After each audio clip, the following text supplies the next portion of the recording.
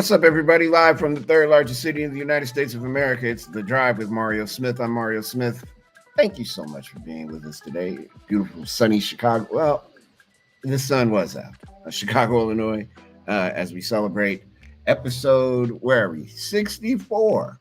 64 episodes and counting. How about that? Welcome. It's Friday, which means anything can happen day. And anything is possibly on the plate to happen. So brace yourselves. I went in our backyard here, only saw a handful of folks. So maybe nothing will happen today. Maybe that's what today is. Nothing's going to happen today. Let's kick it out to Portland, Oregon, to my man, Jay Gliss. What's going on, Gliss? How are you, sir? I'm good. How you doing? You sound better than the other day. Yeah, I think I feel maybe 10% better than even this morning when we were texting. So, all right, don't have my symptoms hold me down this morning. So I think I'm finally just about there. Good. Okay, because I was worried yesterday, and that's why I didn't bother you, because I wanted you to heal up, get better. And what did I do wrong yesterday? Nothing. Came straight home after the radio show. Well, that's good. Didn't hang. Well, I hung out for a few minutes. Didn't really hang out. Didn't go back outside. Stayed in the house. Made myself a very nice dinner instead of eating something from Uber Eats. I did good. Good. Then I went to sleep early. The nightmares kicked in, man. It was a long. Then it got to be a long night, but it was fine. Thanks to Hal. You know what we missed, Gliss, or at least I missed it, which was, if you saw the end of Hal's show, when Travis was commenting on my face with a despondent look, I missed the nut medley conversation. I wanted to hear that so badly. I hate that I missed that. I don't know if this show is going to be the same today. The nut medley conversation. I'm 12. How about Trevor Bauer? Did you hear that news? Yeah. 2 years is a long time for a pitcher to not throw a ball. I think he's going to appeal it. They're going to give him maybe 70 days or something. But I mean, can't say he didn't do what he did, but he didn't get convicted for it. And the case got dropped. 2 years is excessive. Yeah, 2 years. I mean, I kind of like, on one hand, it's, the NFL has fumbled the ball so many times on domestic violence. So it's kind of nice to see baseball taking a really hard stance. But as you said, like, it's a little difficult because, the case was dropped and all that. So 2 years does seem like a long time, given that there wasn't an actual, he wasn't found guilty of anything. Right. I mean, had he been found guilty and then maybe case gets dropped or something, then okay, 3 years is perfect. Plus, nobody likes him anyway, so 3 years, 3 years is great. But man, MLB is like, guess what? We're not doing anything anybody else does. You're down for 3 years, sir. Enjoy. That's heavy. Andy McLean is still here. Hey, Andy, and he said, "Happy Friday, Luca Magic." Man, you can tell the difference in them boys when Luca's not playing.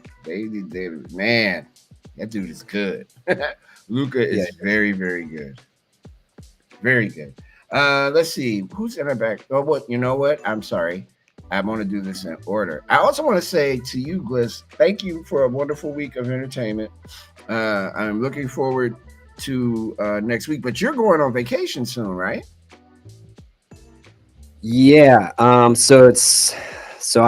be here next week and then most of the following week, except for Friday, I believe. And then that week after you. Yeah. So basically the 13th through the 20th, I'll be gone. All right. And we're gonna have Sarah Brown, who's another great producer here at Backchannel. She's gonna film it. And Sarah is the goods. Yeah, no, she's awesome. She works on Jam and Renee, if for anybody that watches that show.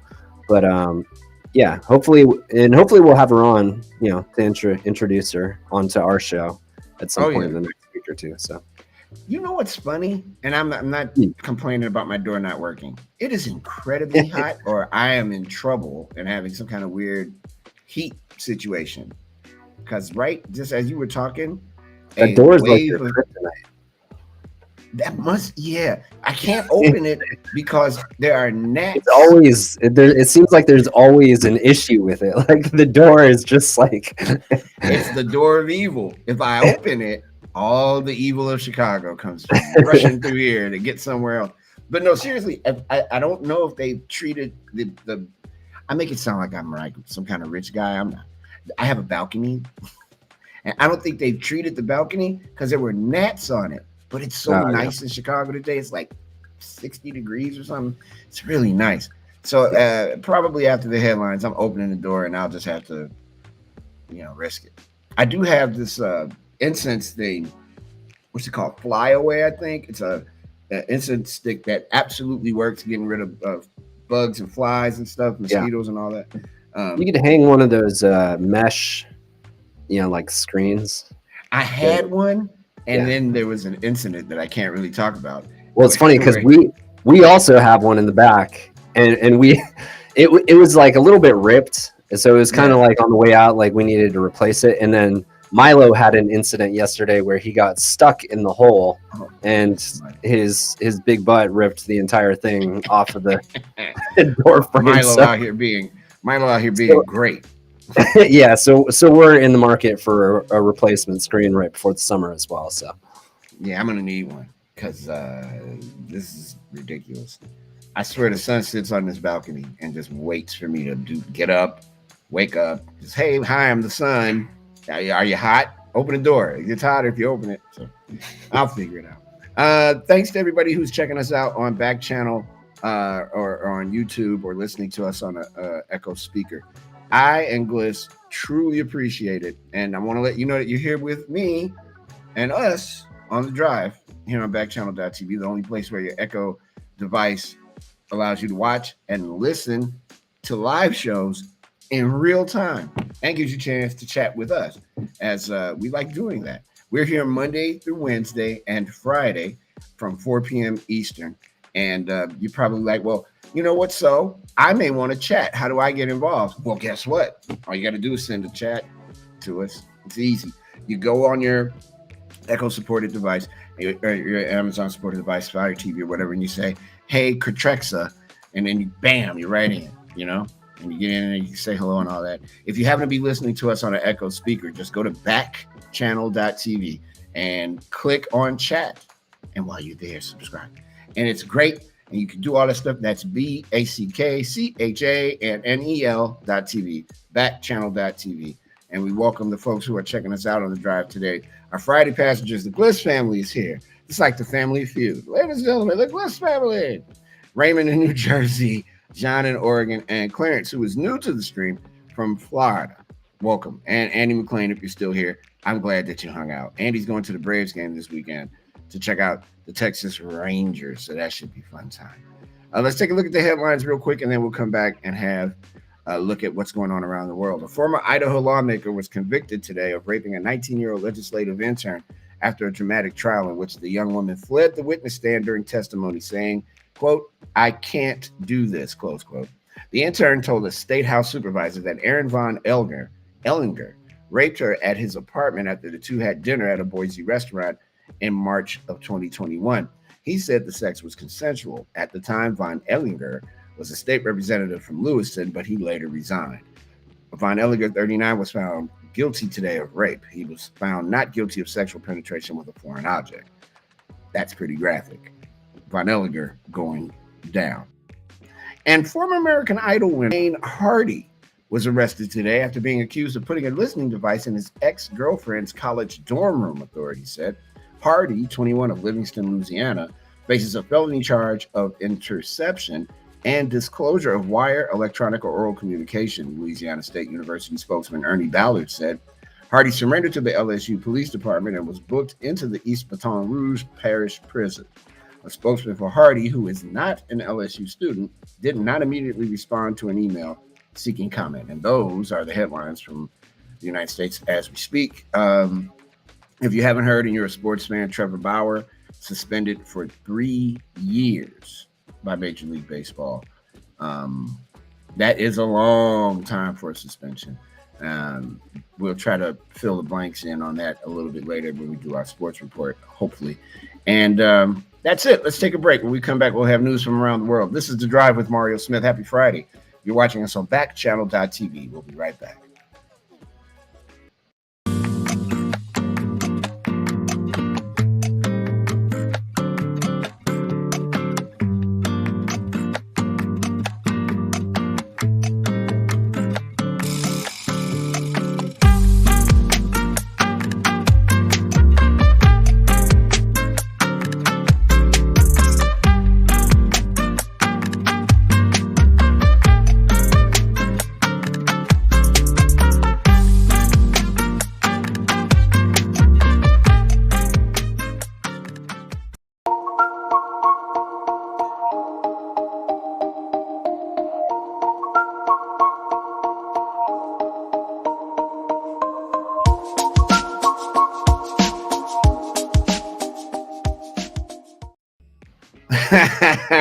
Only Gliss saw that.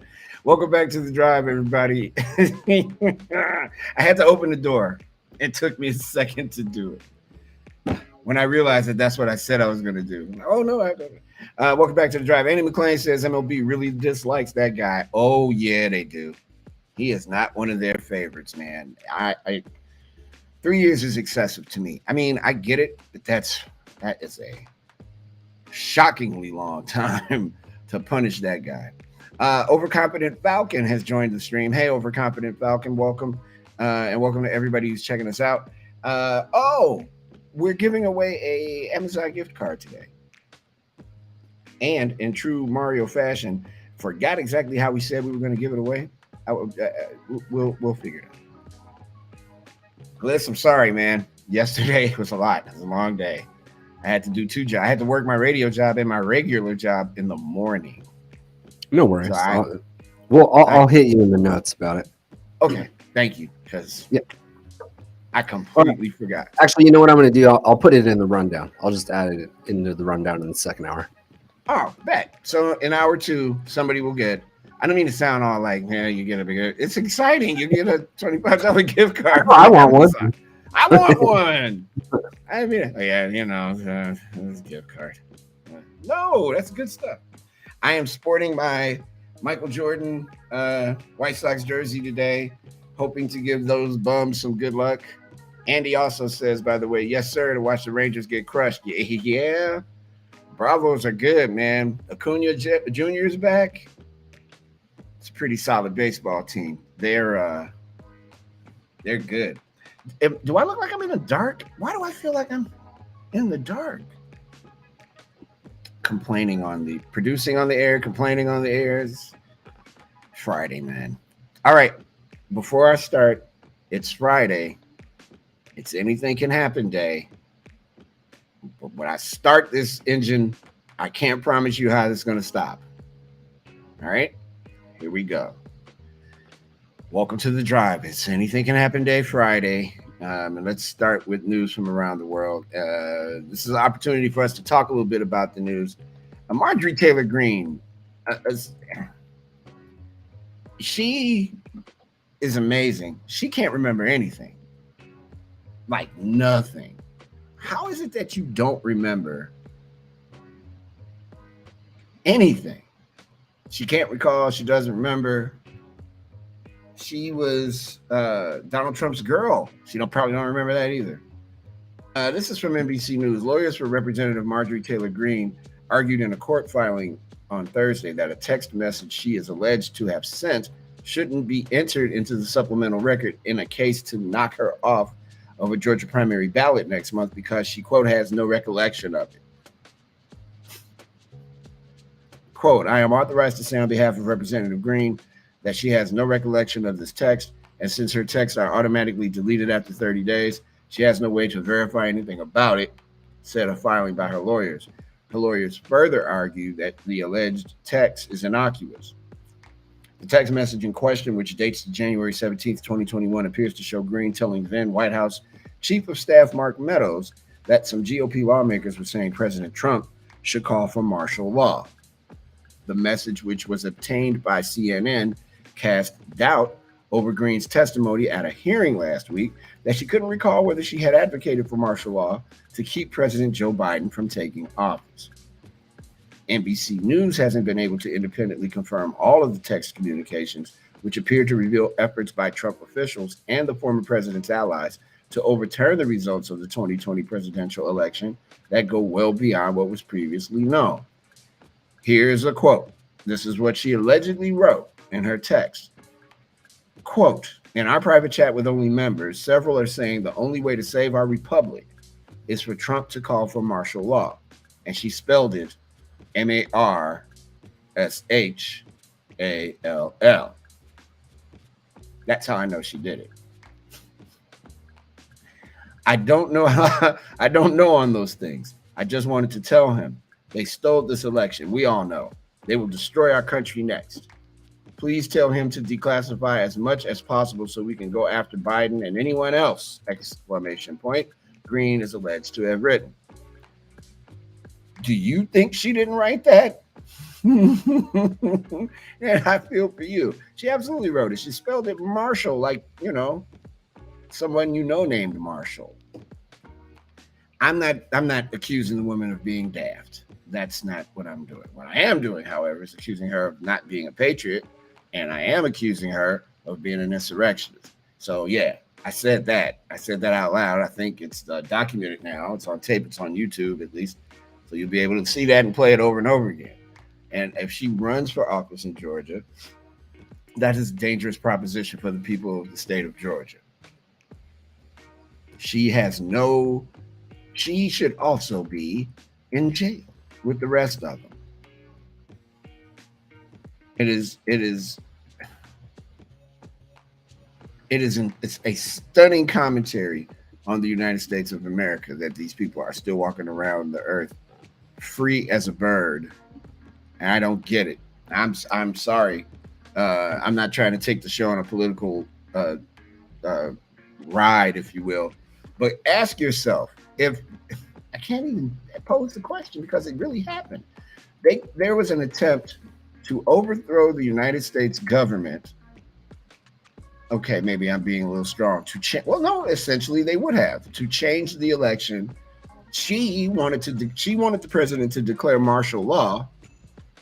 All those things to overturn an election that was legal and fair by every account imaginable. And she remains a member of Congress. Here's another story. This actually should have been number one, but I read them out of order. A highly contagious strain of avian flu that has likely killed hundreds of birds and spread across more than 24 states has been detected in a human for the first time in the U.S. The man was working on a commercial farm in Colorado and was involved in culling poultry, suspected to be infected when he was directly exposed to the H5N1 flu, the state's health department released. The man, described as younger than 40, has reportedly only one symptom, fatigue, and was taking the anti-Tamiflu, the department said. A positive test administered this week by the state health department, which said it has been monitoring people exposed to poultry and wild birds, was confirmed Wednesday by the Centers for Disease Control and Prevention, the agency said. So, with everything else that's happening, we got to worry about the bird flu. Gliss, are birds dropping dead in Oregon? Is this a matter of concern to the Oregonian? Didn't know I knew the Oregonian. The Oregonians, yeah. Yes. Yeah. I don't know. I haven't seen that. You know what I have seen that's kind of bizarre? This is like just a small sample, but I've seen a bunch of dead ducks in the last couple weeks. Like just in like really weird areas, like around parks. Like I've probably seen like 3 of them. So yeah. I don't know if I don't know if they're involved in this, but yeah, I don't know about bird flu and all that stuff, but I have seen a lot of dead ducks recently. Well, see, that's why people come here for the news that America doesn't get anywhere else. Malachi is here in Florida. Yeah, Margie Law. Yes, absolutely agree. They should all be in jail. I know that I am very observant. I mean, I think I'm more observant than normal by virtue of doing this because I'm keeping my eye on the news and blah, blah, blah. And I'm not seeing falling birds out the sky yet here in Chicago. So that's good. But it is troubling because it is happening around the U.S. where there are a lot of birds dying from this bird flu. And they say that the odds of a human getting it are extremely low. Sorry, a human got it. His symptoms are nothing but fatigue, but how tired is he? You know what I'm saying? What level of fatigue is it? The fatigue is a multi-layered monster. And not only that, just everything we've gone through the last 3 years. Like that. Anything like that is gonna, it kind of sets the alarms off a little more than I think it would have, 3 years. I probably would not have cared. I remember Oprah talking about bird flu on her show, and I was like, wow, that might not happen for like 20 years. I do believe it's been 20 years since Oprah's been off the air. So now I'm like, oh, bird flu. Oh, great. Mason has joined the stream as well. Hello, Mason. Hello to all the no names. You can always go back and add your real name and let us know where you're from. I'd like to shout out your town, your village, your burg, wherever it is that you may live. I meant to read that Marjorie Taylor Greene story in front of this one because this is it's very weird. Reputed federal informant and whistleblower who went missing after he was reported to have turned over a trove of secret files about Deutsche Bank was found dead at a Los Angeles school this week, a police official said on Wednesday. The body of Valentin Broeksmit, 46, was found Monday at Woodrow Wilson High School shortly before 7 a.m., Sergeant Rudy Perez of the Los Angeles School Police Department said in an email. Records of the Los Angeles County Medical Examiner coroner do not list the cause of death. The office deferred a preliminary finding to allow for additional examination and toxicology testing, according to records released yesterday. A final medical examiner's report is not expected until summer. Los Angeles Times has been told that authorities do not suspect foul play. Broeksmit was last seen driving a red Mini Cooper on the afternoon of April 6, 2021 on Riverside Drive and was later reported missing by relatives. His vehicle was found, but Broeksmit remained missing. Perez said Wednesday that he appeared to be homeless. According to a 2019 profile in the New York Times, Broeksmit was a musician and the son of a Deutsche Bank executive who died by suicide in 2014. After his father's death, Broeksmit gained access to his father's email account and found hundreds of files related to the bank, including board meeting meetings, financial plans, spreadsheets, and password-protected presentations, the newspaper reported. Federal and state authorities were scrutinizing allegations of criminal misconduct and the bank's long relationship with former President Donald John Trump. According to the Times, Broeksmit supplied the documents to journalists and others, including Fusion GPS, the research firm linked to an unverified dossier about Trump, and investigators with the New York office of the FBI. After meeting with FBI agents in Los Angeles, the agency permitted Broeksmit to publicly identify himself as a cooperating witness in a federally sanctioned criminal investigation. Neither Fusion GPS or the FBI immediately responded to requests for comment. Of course they would. David Einrich, the Times reporter who wrote the profile, said Tuesday on Twitter that Broeksmit was a central character in his 2020 book, Dark Towers, Deutsche Bank, Donald Trump, and an epic trail of destruction, and that news of his death was terrible. We had a complicated relationship, but this is just devastating to hear, he said in the story. So that dude had the goods, possibly, on a relationship between Donald Trump and Deutsche Bank. His dad committed suicide. You know, I'm not a mathematician, but I know when things start to add up. I read a lot of Encyclopedia Brown books when I was a child. I'm also a detective. No one knew. That is odd, though. Seriously, that's up there. That's That's Friday crazy. Thank you guys for being here today on the drive, by the way, Mario Smith. And if you're enjoying the show, there are two ways you can support the show. If you're watching right now and see that subscribe button, please click it. And subscribing lets you know when we're going live. And I have some special plans coming up in the next few weeks for those of you that are subscribed.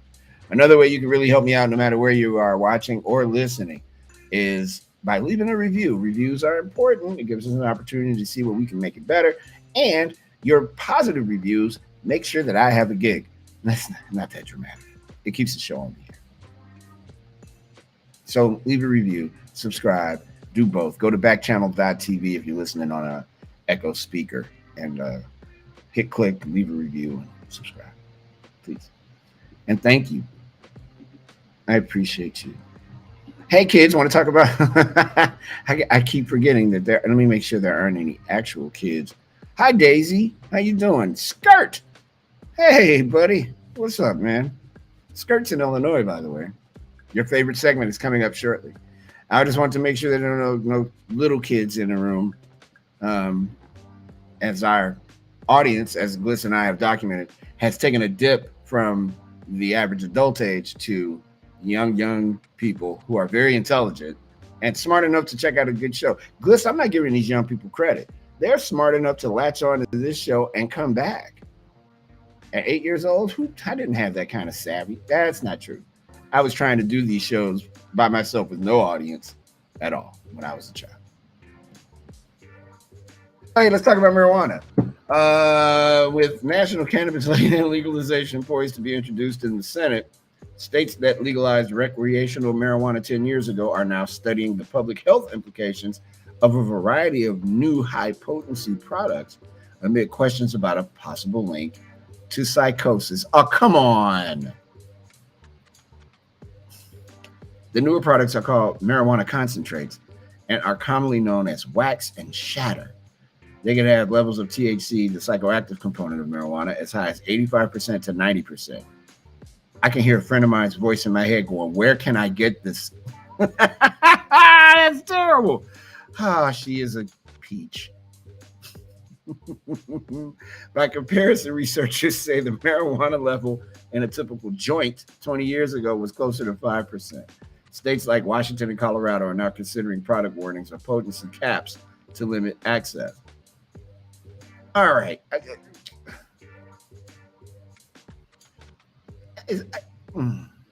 guess this is a real story. This is about teenagers and vaping. I haven't even finished reading the story yet, and I bet it is. Look, if you happen to be watching this and you're a teenager, I'm going to give you some good old Uncle Mario advice. Come on, lean on the screen. Get closer. Listen to me. Okay? You know it's real when somebody does this and then they do this. Listen to me. Don't smoke that stuff. Don't vape. Vaping will get you killed. You don't want to vape. And depending on your age, you don't want to do any of this stuff. Wait until you're old enough to understand what it means. Take it from Uncle Mario. Stop it. Push back off the screen. Let's move on. No more talk of this. And if you're like, let me see who's here. Let me make sure I get this right. Okay, Dakota, Nifty Kangaroo. How you doing? Dakota's in New York. That's odd. Nifty Kangaroo, thanks. Everybody, look, hey, lay off the pot. Hey, Gliss, do they still call it pot? Am I doing that right? Hey, lay off the pot, kids. No pot. The pot. Isn't that dumb? Pot. It's like the 70s, like Kojak. We found him. He had pot on him. Pot? What the hell is pot? That'd have been me. It would have been a lot of cut. We're going to have to shoot that again. Well, that's not realistic. No one calls it pot. Hey, what are you doing with that pot? Where'd you get the pot, son? What pot? What are you talking about? This weed? Pot. Hey, there's Gary. I knew he'd pop up. Pot.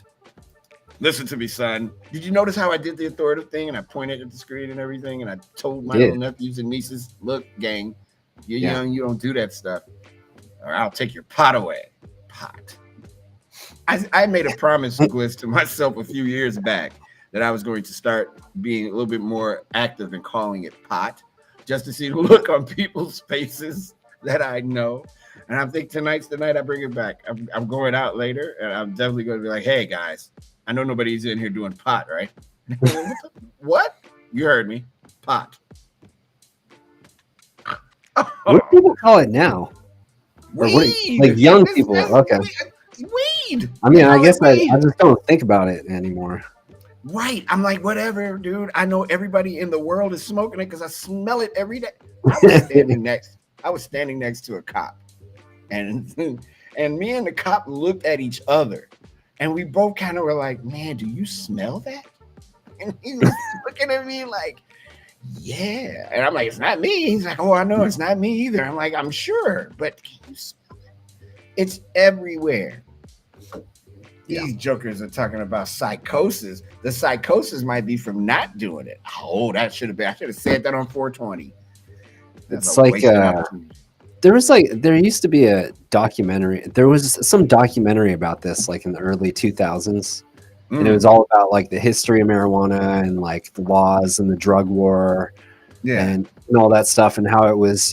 They made it like one of the highest scheduled drugs, and how there was, there had been for decades like this whole campaign against marijuana use, and they showed clips from like that old movie Reefer Madness. Oh, my favorite movie of all time. It is hilarious. That is the funniest. Hey, man, that movie did not make me not want to do it. I'll tell you that. I was very excited about the notion of whatever that was that made that guy play that piano so fast. I just remember thinking, I just remember watching that and being like weed, that guy's on crack. Like, he's what is not even he's on meth. That's what he's on something else. Like that is not that is not an accurate depiction at all. If that's pot, then I don't want that. That's like the opposite. That's like he was on cocaine.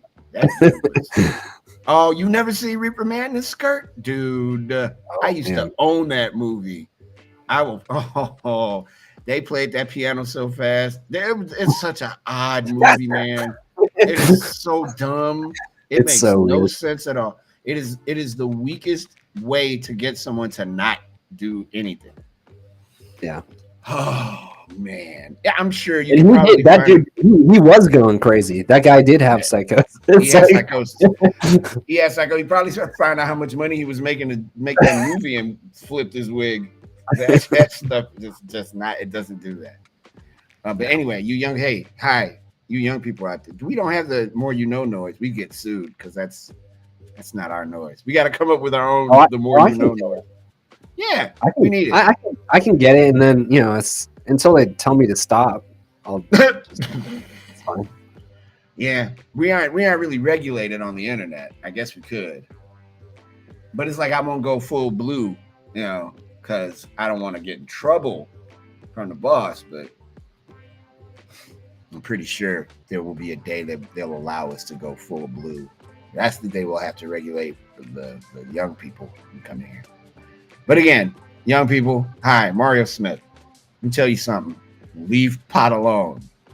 If I find out you've been doing pot, I'm going to ask you to leave this show.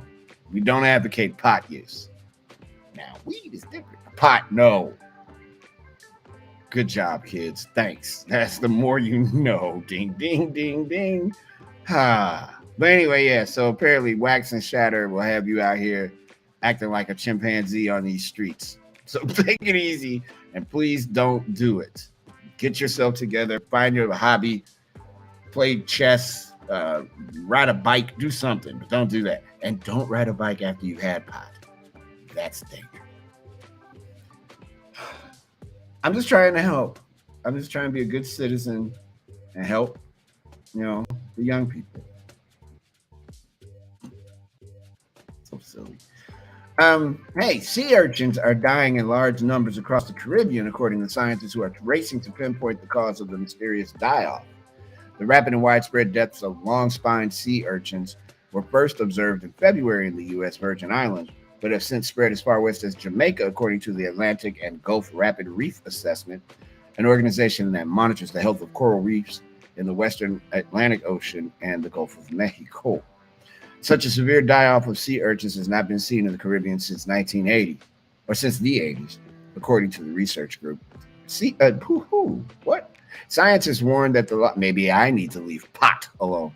Scientists warn that the loss of urchins, which help maintain a healthy environment for corals to grow, could be devastating for the broader marine ecosystem. The 1980s die-off event is recognized as one of the main contributors to the decline of coral reefs throughout the region that we've observed since then, said Joshua Patterson, an associate professor of fisheries and aquatic sciences at the University of Florida.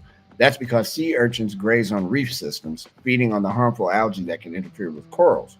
They're like the lawnmowers of the reef, Patterson said. They're very important herbivores because they maintain the reef in a state that is favorable for coral growth and reproduction. It's not yet known why the urchins are suffering or how to stop the situation from deteriorating. More research is needed. But Patterson said it's possible that a parasite, a virus, or a bacteria in the marine environment may be to blame.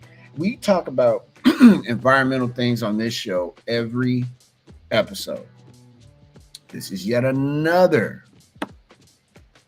They're using the term extremely, or the phrase rather, it's extremely unusual for sea urchins to die off like this.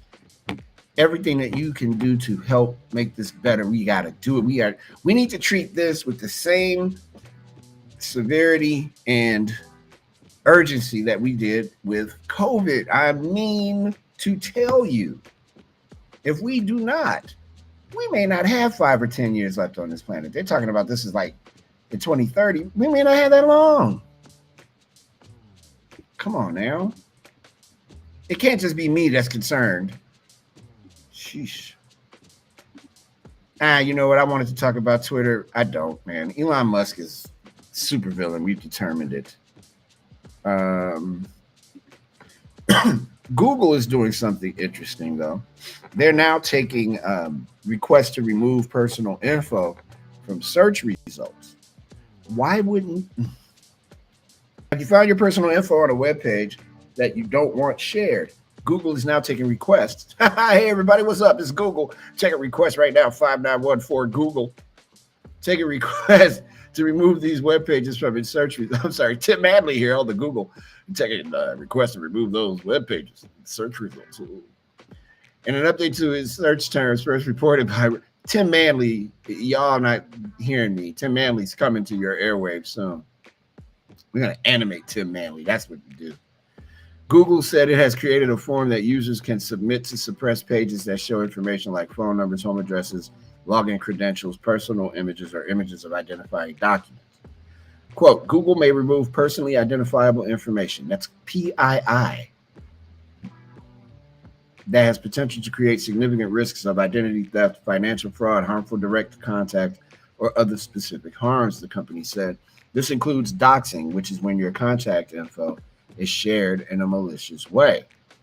Google said that it won't automatically remove the results and that there must be an explicit or implicit threat of abuse for the request to be considered. What? So somebody has to be threatening my life in order for Google to say, we'll take off all your personal information.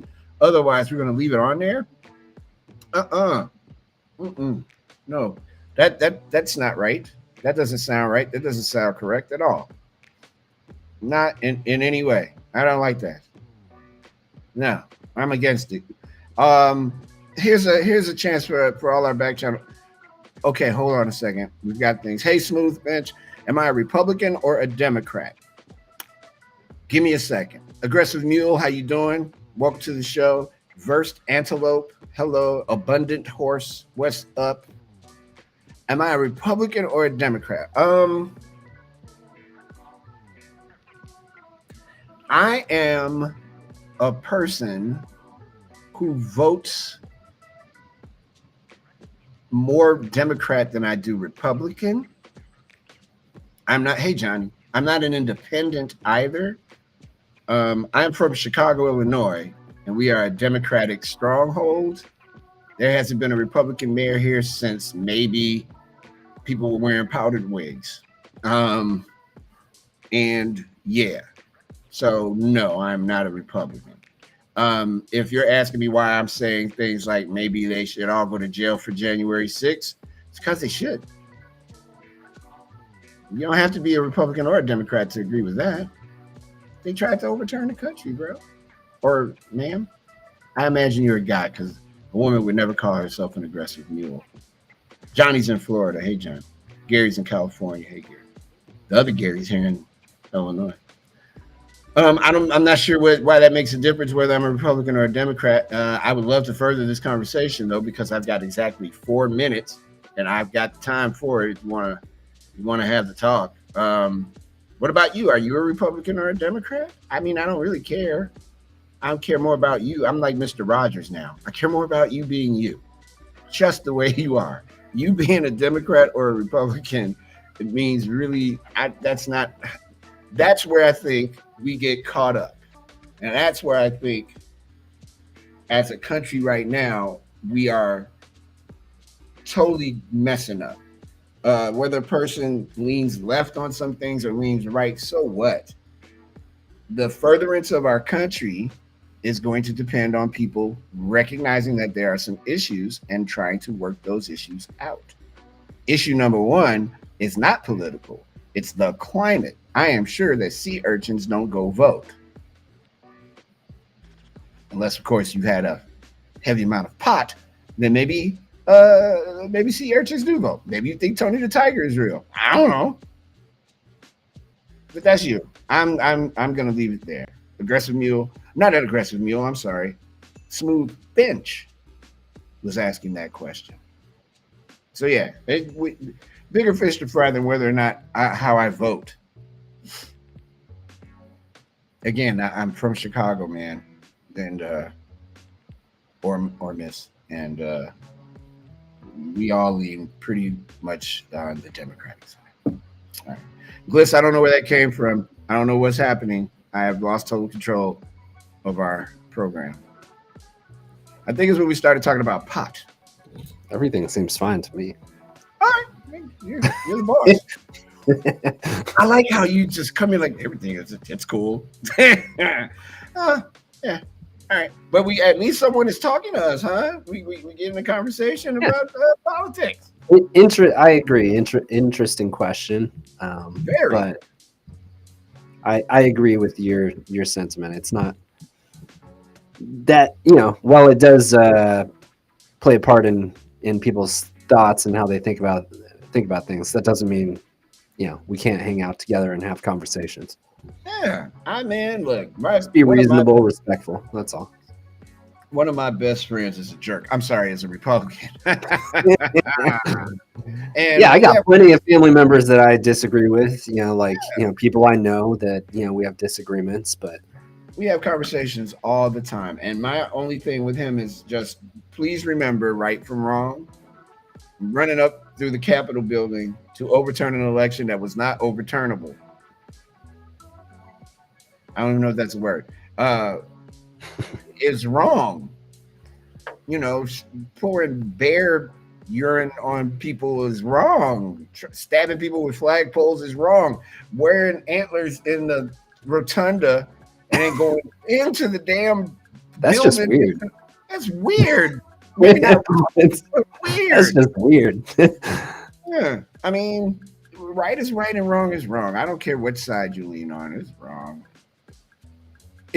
Skirt said you're clearly on pot. Pot. Yeah. We've taken a new step, Gliss, forward on this show. It's pot is now what we will be referring to marijuana as regularly. Hope we don't get in trouble. I like. I didn't chime in because I was letting you do your thing, but I like the idea of Tim Manley becoming a. We might an animated. We might have to do. I might have to do a video break with like an animated version of Tim Manley. Yes, I'll have to send you the. I can send you the audio for sure. Yeah, that might have to be something.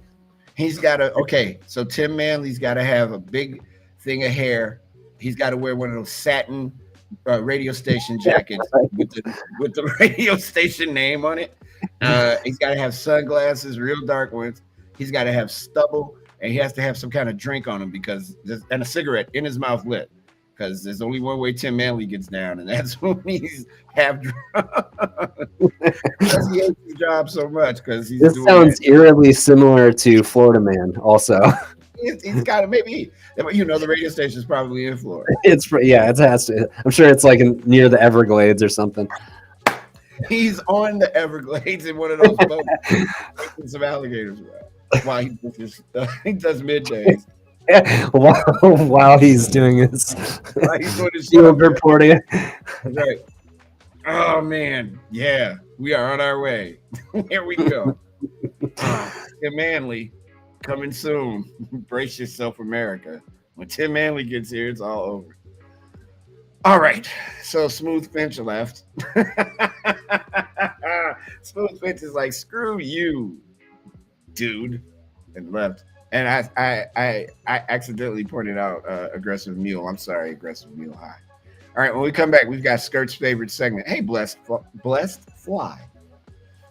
We have Skirt's favorite segment. It's called The Community Report as the unraveling on Friday continues. It's The Drive with Mario Smith. We'll be back in just a moment. You're watching Backchannel.tv, YouTube, and listening to us on your Echo speakers, and we appreciate it. And happy Friday. We'll be right back.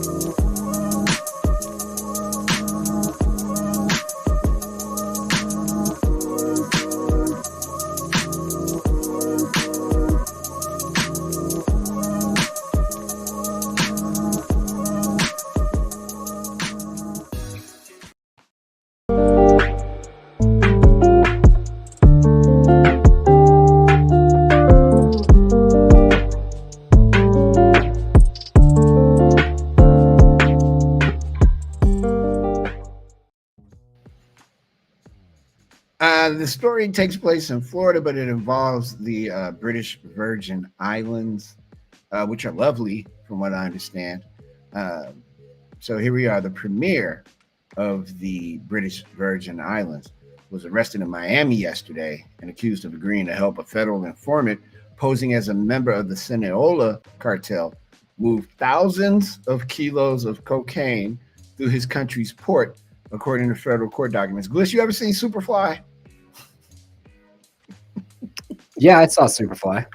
So there's a part in Superfly where the man, the main character, Superfly Priest, is walking or something, and like maybe getting in his car or something, and a guy goes, "Priest, what's in that bag?" And Priest turns around, looks at him, and he goes, "Cocaine." And that's when I saw the word, that immediately, God, I need a vacation, man. That popped into my head. Cocaine. Thank you for watching Superfly, by the way. Every day you do something that I agree more that I need to come out there and hang out with you, just because. I mean, you have to, that's why I always tell my kids, like, expand. You want to take in a little bit of everything. Yeah, at least so you'll know. So when a conversation shows up and you're the dude in the room that knows, and everybody's like, "You shouldn't know that," and you're like, "Oh, but I do know." Yeah. And here in Chicago, at the University of Chicago, they have trivia nights, so that could come in handy if we're up that way. Yeah, they do a lot of trivia on cruises, so that could come in handy in a couple weeks here. There you go. Might win more drinks that way. I don't know if that's how it works on the cruise ship. Yeah, you usually win something. Really? See, that's what I'm talking about. Winning is everything. Hey, Sydney. Hey, Kareem. Kareem's in Massachusetts, not Connecticut, but Massachusetts. So many jokes in that name.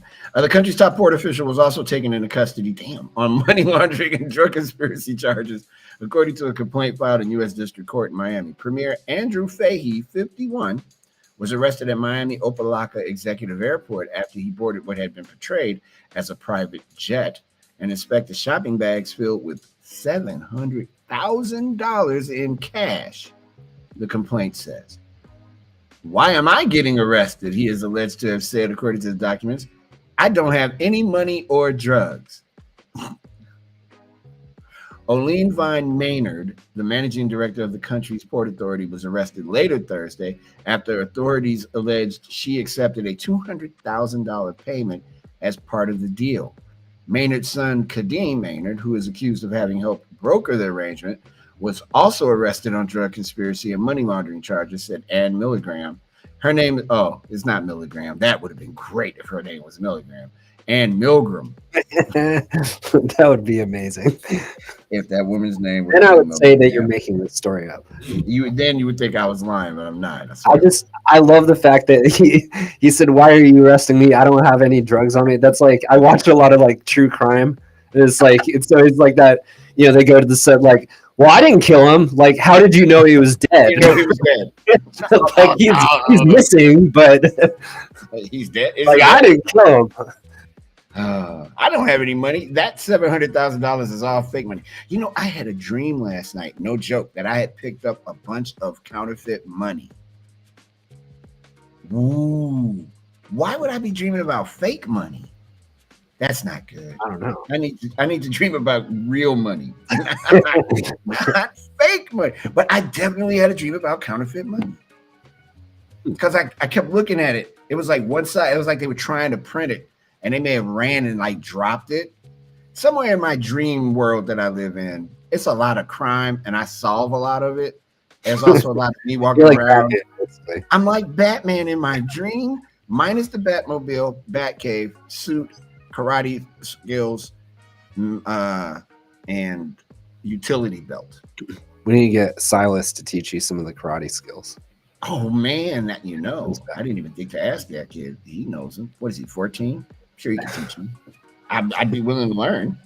I was hoping he'd be here today because I wanted to assure him from the higher ups that his gift card was sent to his mom. So, oh, cool. Hey, Silas, if you're listening, you may want to, be nice to your mother so she can get you that card. And don't mention anything about pot if you heard it today. You just keep that out of the conversation, okay? Just assure your mother you're never going to do pot a different kind of way. Or maybe on Saturday when we're not on. Give her 2 full days to rev up so she can come on the chat and curse me out. But yeah, I don't have any money on me. What do you mean? That $700,000 is not real. It's monopoly money. Today is yet another example of DEA's resolve to hold corrupt members of government responsible for using their positions of power to provide a safe haven for drug traffickers and money launderers in exchange for their own financial and political gain. In a statement, British Virgin Islands Governor John Rankin said the criminal investigation wasn't linked to a separate UK-led inquiry examining corruption on the island. I realize this will be shocking news for people in the territory, and I would call for calm at this time. Boy, with some pot, everyone calm down.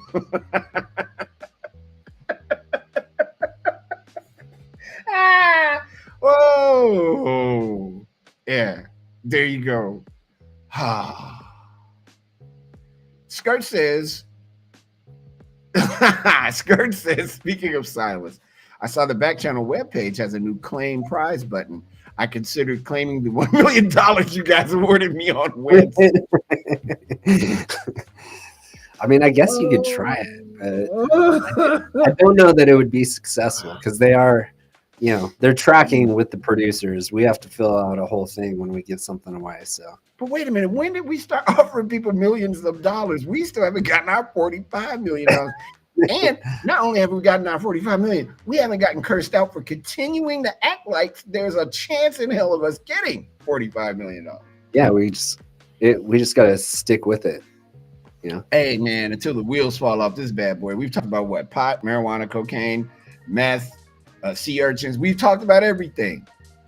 $45 million is mild. Skirt is right though. Skirt is right. So now they have created an easier system. So this should be a lot more smooth when we give another Amazon cart away in the second hour. So that would be nice. By the way, everybody that's a passenger on the drive, you have an opportunity to win a $25 gift card from Amazon. Amazon.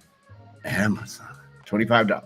Spend it any way you like. We give them away on Mondays and Fridays, unless, of course, we can't give them away. So we give them away the next day. Just don't go to the Virgin Islands. Because they're getting down at the Virgin Islands. If you're a regular viewer or listener to this program, you know how much Bliss and I love the lottery. Not because we play it, but because we don't win it. And a single lottery ticket was sold in Arizona on Wednesday. I don't know if it was sold on Wednesday. It won Wednesday's Powerball jackpot of $473.1 million. The winning numbers in the drawing were 11, 36, 61, 62, and 68. The Powerball number was 4. $473 million Powerball winner. One person. Strong sales caused the jackpot to climb beyond estimates. The winner can choose to take a lump sum payment. All of a sudden, everything is closing up on me. $283.3 million.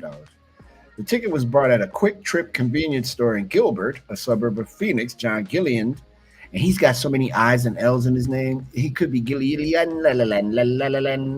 The Arizona Lottery said the identity of the winner is not yet known. Many winners take a few days to get their affairs in order before claiming a prize this big, Gilliland said.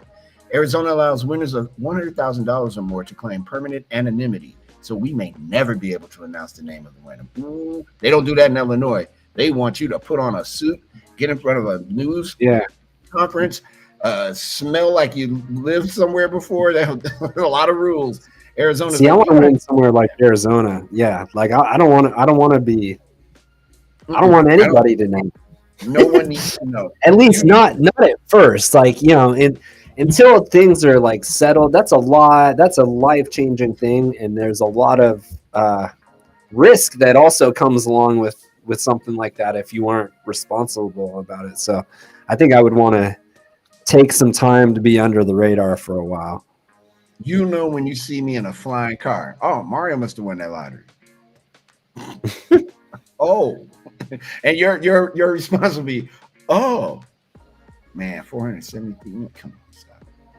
We are excited to celebrate this huge $473.1 million Powerball jackpot winner for one very lucky Arizonan, Edgar said. It also means millions of dollars to our state's economy, to this winner's community, and to the vital programs and services funded by Arizona Lottery ticket sales. Powerball officials urged people to check their tickets. More than 1.4 million tickets won cash prizes in the Wednesday drawing, and a ticket in Indiana matched all 5 white balls to win $1 million. This is the third time a Powerball jackpot has been won this year. The odds of winning the jackpot are 1 in 292.2 million. Yeah, I wouldn't tell anybody either. Those odds, nope. You'll know when I'm broadcasting from the moon. Again, those numbers were 11, 36, 61, 62, and 68. The Powerball number was 4. I wonder how much does the person who owns that Quick Trip convenience store in Gilbert get? Man, this is the time I wish I had a phone. I'd call that place. How much money do you get? I have a phone. I mean, a phone that, connected. So I don't want to make it seem like I don't have a phone. It's right here. Correct is here. Cloudy Mouse. What? And others are here with us. Thank you all for being here on the drive. We're going to take a break. 1 hour down. That means in the second hour, somebody's going to win a $25 Amazon gift card. We're going to give it away, and I'm going to do it. I'm going to be happy about it, too. Just like I didn't sound happy at first. See how my excitement has grown? We'll be back in a moment. Hour 2 of the show is coming up. Hey, David, it's The Drive with Mario Smith here on Backchannel.tv. You're also checking us out on YouTube and listening to us on your Echo speakers and your Amazon-supported devices. We'll be right back right after these words.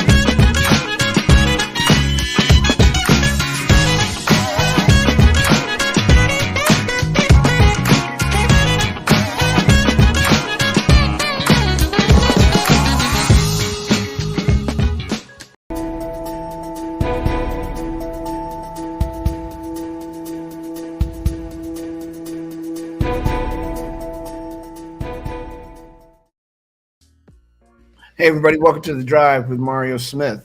Hey, what's going on, David? Why'd you type out my name? I'm Mario Smith. Thanks for being here on The Drive. Gliss is typing me something. Okay, hold on a second.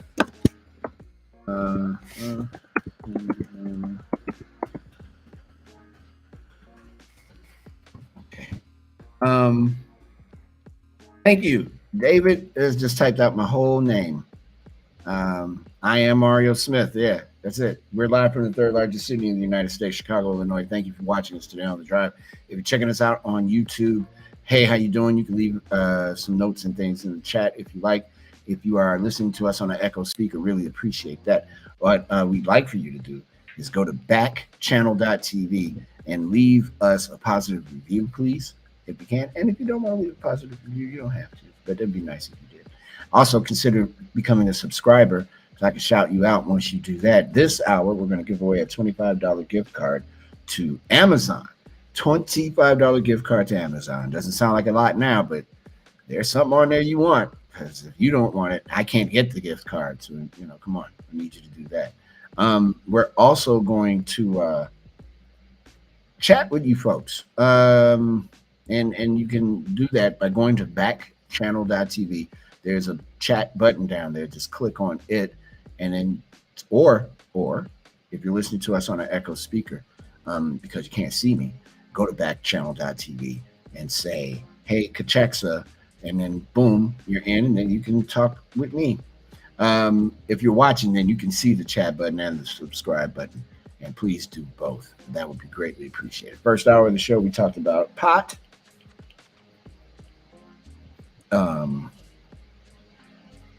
And some other things, primarily pot. That was a heavy part of our conversation today. Let's welcome some folks that are in. Correct is here. David subscribed. My man, thank you, David. Appreciate it. What? Kareem in Massachusetts. Burst antelope. Abundant horse. There was some other folks. Skirt was here. He may be on his way to Chicago, Illinois, to come home, that is, from his fantastic job that he loves. Mario Smith 100 times. Nothing's going to happen if you say it 100 times. I don't know who you are. Smooth Finch, Aggressive Mule, Johnny. Who else was here? Gary, Blessed Fly, Sydney, Kareem, what? Cloudy Mouse. Okay, David. All right, here we go. Johnny Boy. Don't know who Johnny Boy. All right, I understand. But again, thanks for watching Drive. We are here Monday, Tuesday, Wednesday, and Friday. We will be the last thing you hear today on Backchannel, as Backchannel will come back on Monday afternoon. Monday morning at 6 a.m. Nothing's happening Monday afternoon except us. We'll be here Monday afternoon.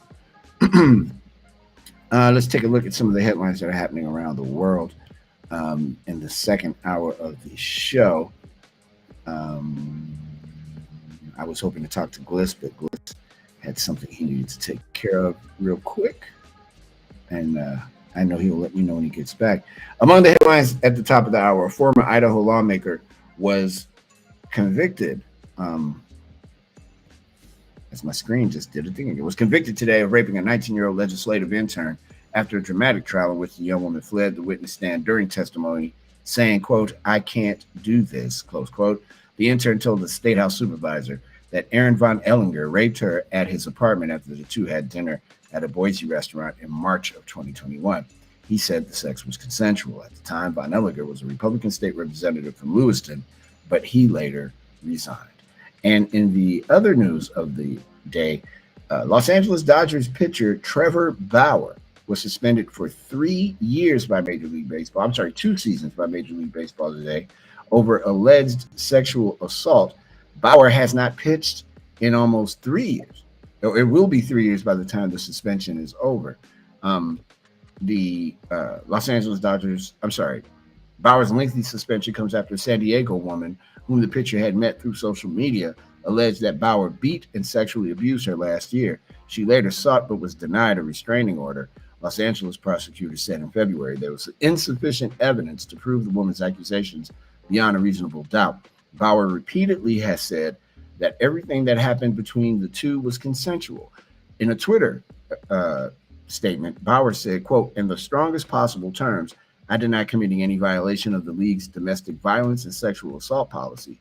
I am appealing this action and expect to prevail.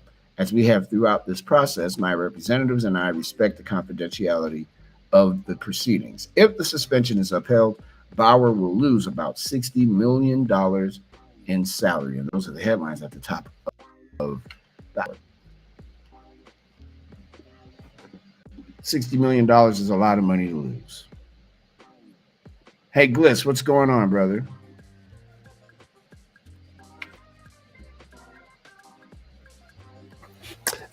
Yeah, sorry, I'm here. Everything okay? Yeah. Yeah, unfortunately, so my 13-year-olds, they had a breakout of COVID in the last couple days. So the school district had called yesterday to, basically ask for permission to test, all the students that hadn't been tested yet. And he tested positive. So I had to speak to Lindsay for a couple minutes to try to figure out kind of what our, game plan was. But oh man, oh wow, that's crazy. I mean, schools, I think you kind of take that chance a little bit. But I mean, he's been fine. He hasn't had symptoms or anything. I think, he's vaccinated and all that stuff. So, David says bye, then says hi, says stop streaming, and I'm hilarious. And I think I know David, but David is not identifying himself as someone that I know or don't know. Stop streaming. Stop streaming. That's the new one. Just stop streaming. You know what? I think I like stop streaming better than all the other ones I've heard. So I'm gonna just, you know what? We're gonna stop streaming, and about right around the top of the hour, we'll stop. Yeah, we'll do that. I promise you, I want to stop. Today. It's not like I don't want to. So you'll win, David. Yeah, let me go ahead and do this. Bye, David. Have a good day, David. And it didn't work. Did I do it? I think I did it. No, I didn't. I'm trying to do it. Can you do it, Gliss? Never mind. Whatever. Yeah. He's fine. Leave him. Let him stay. I don't care. I really don't, man. I don't care. I got first world problems. I'm trying to figure out how to find a way to visit my friend who just moved, who just got over COVID. And I don't want to get sick, and I don't want to get her sick, although I'm not sick. This stuff is crazy. When we come back, we'll have entertainment news, and Gliss will get a chance to go to. Hey, man, one of these days you got to bring Lindsay on camera. She doesn't want to do it, does she?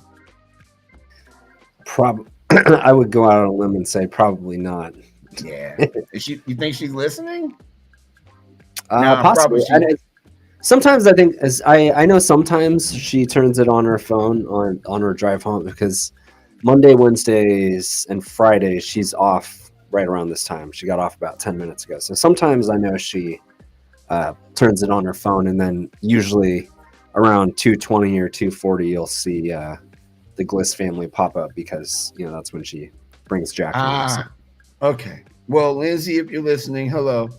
It's good to see you. It did work on David. I'm sorry. I got it. It was too confusing with the stop streaming. Hi, bye. You're hilarious. My eyes don't have time for all that action. Jessica has joined the stream. Hello, Jessica. How are you? When we come back, we'll have the entertainment report. It's The Drive with Mario Smith here on Backchannel.tv. We'll be right back.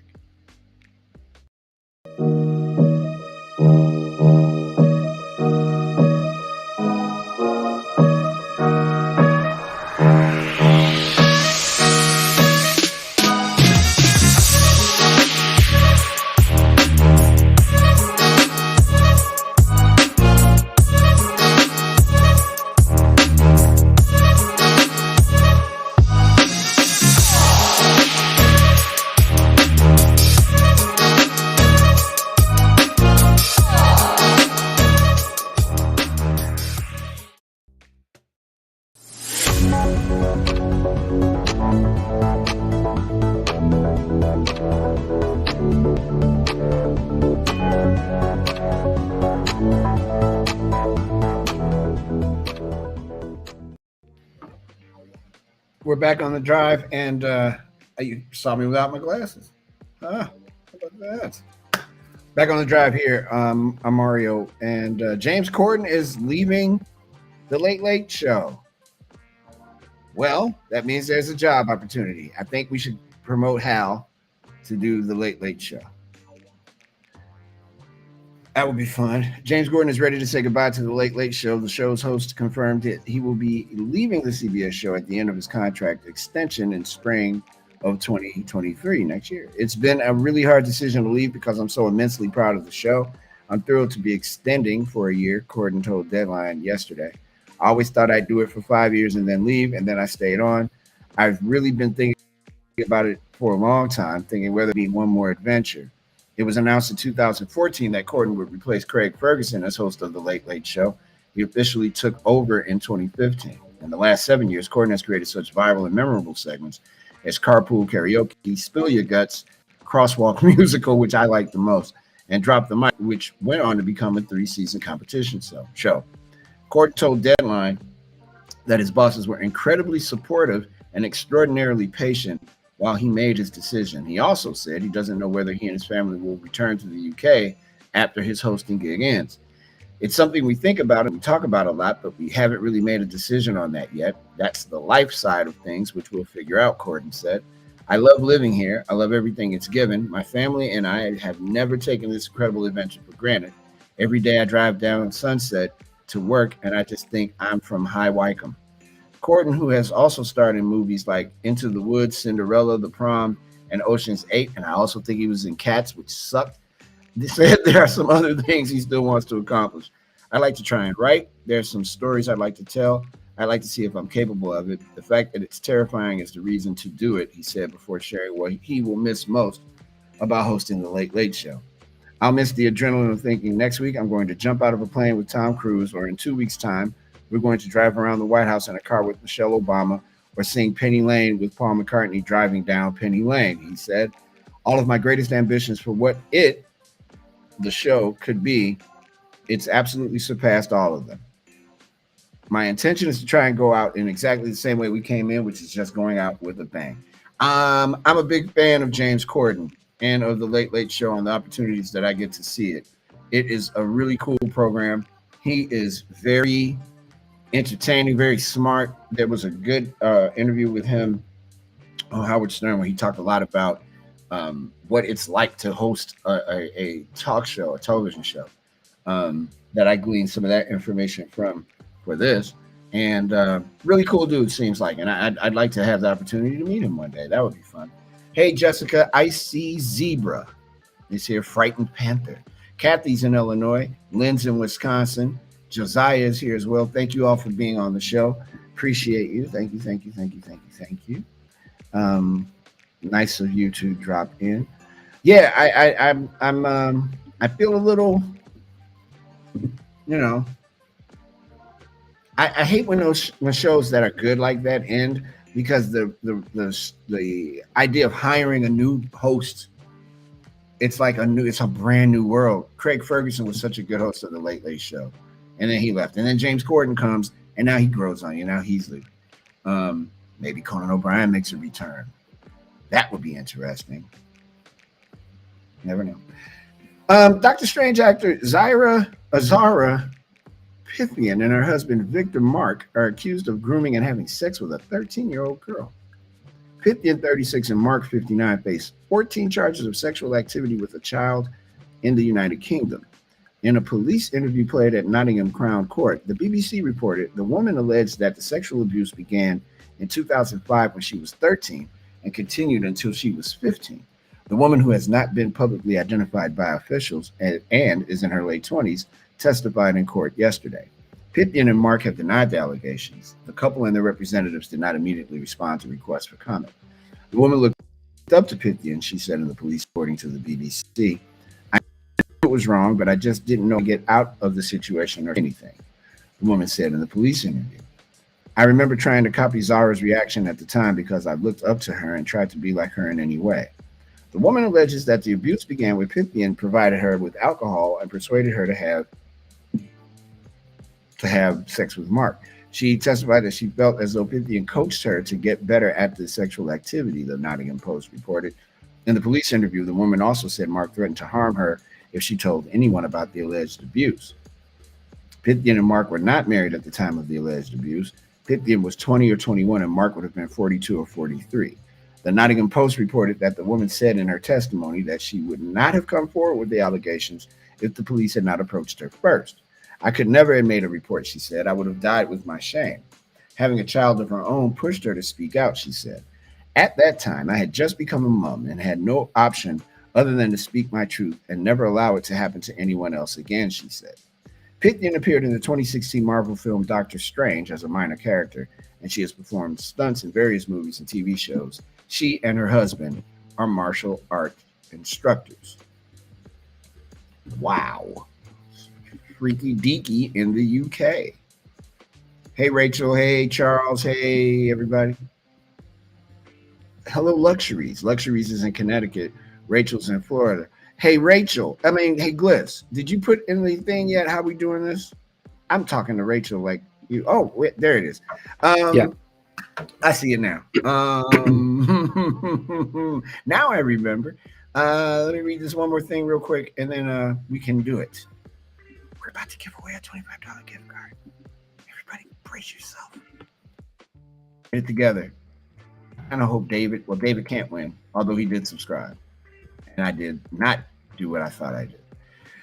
All right, gang. The defamation case brought by actor Johnny Depp against his ex-wife Amber Heard is ongoing and will likely take weeks to conclude. But what preceded the case? Depp and Heard's relationship began more than a decade ago and eventually devolved into what appears to have been a toxic marriage. The couple split in 2016, but have continued to battle in court over an op-ed Heard wrote for the Washington Post in 2018, in which she described surviving domestic violence without mentioning Depp by name. Depp is suing for $50 million in damages and denies ever being physically violent with Heard. Heard is countersuing for $100 million and claims she was only ever violent with Depp in self-defense or in defense of her younger sister. As the case plays out, social media has become a frenzy. Devouring sound bites, evidence, and clips of the courtroom. Depp spent 4 days testifying, and many celebrities are listed in court documents as potential witnesses who could be called to testify, including James Franco and Paul Bettany. The trial, which is being held in Fairfax County, Virginia, is expected to take weeks. They give a timeline of these two weirdos' relationship.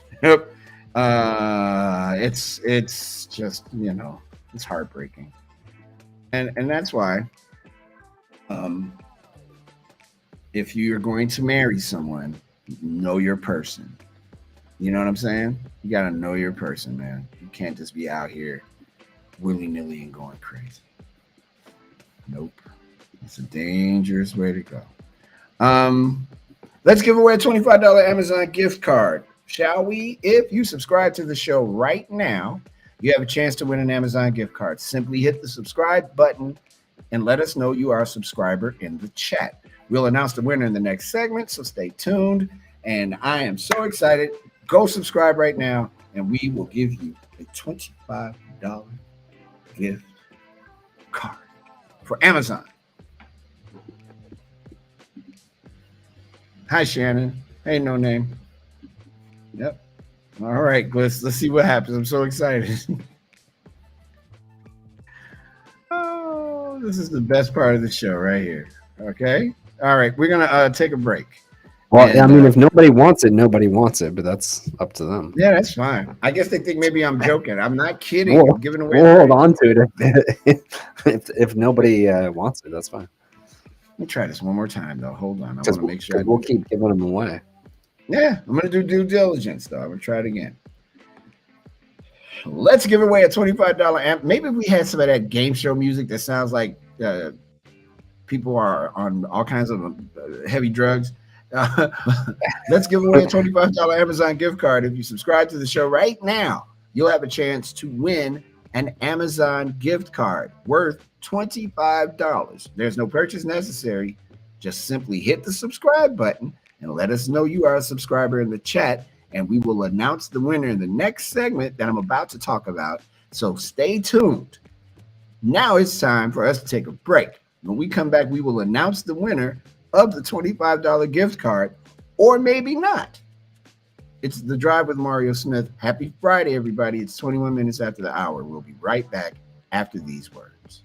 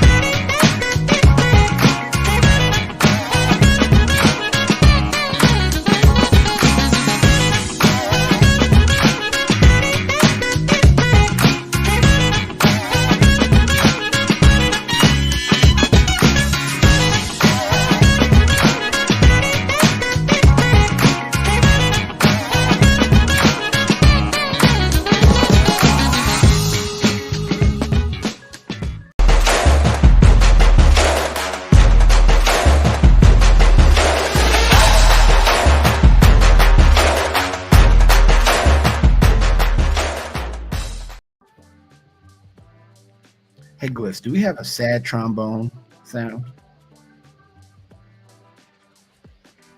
in our repertoire? Yeah, we do. Can you play it real quick for me? I have a couple different sounds. Let's play them all. Play them all. Let's see here.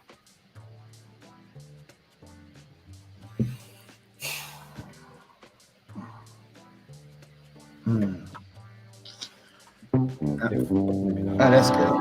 That's a good one. Yeah, there we go. Okay. We're gonna keep this gift card until Monday. Yeah, that's it. Hold on to it one more time.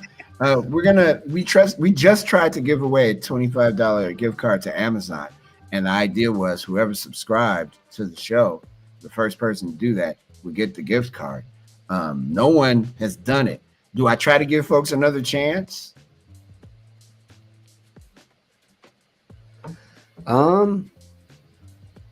Yeah, I mean, if anybody wants to try to do it, we can give it away by the end of the show. Yeah. So if they if anybody wants to follow that. Oh. Yeah, that one and okay, no name. All right. Well, we tried to give away a $25 gift card, but we can't apparently because no one wants it. Hi, no name. Hey, Alex. We'll try again on Monday, and the idea is whoever subscribes to the show first, when we ask you to subscribe, gets a $25 gift card from Amazon. Shockingly, no one wants a $25 gift. Can I win it? Can I subscribe to my own show? Am I eligible? Probably not. Amazing. Oh boy. Oh, okay. I saw you just took somebody out. Did they say something bad? Must have. Oh, you probably don't want to tell me. All right. I didn't take them out. I just removed something. Destructive thing. Okay. Oh man, this I you know, they say that you're supposed to give back to the community. And the community was like, no. That is the best response yet to do you want a $25 gift card? Yes, Gary, you can. You can buy pot with it. That's right. Oh, wow. All right. I'm glad we're not giving away like a house or a new car or something, you know, super generous and super great. I'd love to have a $25 gift card from Amazon. I need some strainers for my cooking and a basty brush. Wow. Jeez. All right, let me move on. The NFL draft yesterday, Gliss, did you watch any of it? It was quite interesting. Yeah, I watched kind of the beginning of it. I kind of missed like when all the action started happening, all the trades and all that stuff. My man Sauce Gardner is just living his best life. He's got his own chain that says Sauce on it. he's just like, yeah. And he's gonna play for the Jets. And we'll talk about Sauce in a minute. Here's the second round begins. And why are you laughing? What am I missing? I was laughing at Gary T's comment. Oh, did you saw that? You can't use iPod with it. The second round begins tonight of the NFL draft. The Bears are on the clock. Travon Walker is a edge. Wait a minute. What does he play? I can't even see. Anyway, he's an edge. He got picked first by the Jaguars. They refused to help their quarterback, and they could have probably got a lineman, but they didn't. The dude in the draft for me is Aiden Hutchinson, the edge rusher from Michigan. Man, Aiden Hutchinson looks like he has a really hard time with everybody, and I don't mean like playing football hard time. I mean like he doesn't like people, and that's perfect for the Lions. They needed somebody like that bad. That's a good pickup. Number 3 was Texas for the Texans, the grandson of Derek Stingley Jr. They don't need a cornerback. Ahmad Sauce Gardner from Cincinnati is going to the Jets. They definitely need a cornerback, and in that division, you better have one, or you're not going to win that division because Buffalo is in it, and that's it. If you want to win the East, you better figure out a way to stop it because Buffalo might run away with these this year. Kayvon Thibodeau, an edge from Oregon, is going to the New York Giants. Called the best pass rusher in this draft. Should be a good pickup for them. Ikem Ekwonu going to North Carolina State. He's an offensive tackle. Let's see here. But Evan Neal was the number 7 pick going to Alabama. Roll time. I'm from Alabama. I'm sorry, going to the where now? To the Giants as well. The Falcons picked up Drake London, the wide receiver from USC. The Seahawks picked up an offensive tackle, meaning maybe they get a quarterback in free agency. No more Russell. I'm sure he could have used an offensive tackle. The Jets grabbed Garrett Wilson, wide receiver from Ohio State. The Saints, in a trade from the Washington Commanders, grabbed Chris Olave, who is real good, wide receiver from Ohio State. The Lions picked up another receiver, Jameson Williams. The Eagles, number 13, grabbed Jordan Davis. And what did your guys do? Did they not make a trade? They didn't do anything, Gliss? They just sat put? Or they weren't in this round. They were in the second round. Yeah, they have, I think, a couple picks tonight. They have 9 overall picks, but they didn't have any in the first round.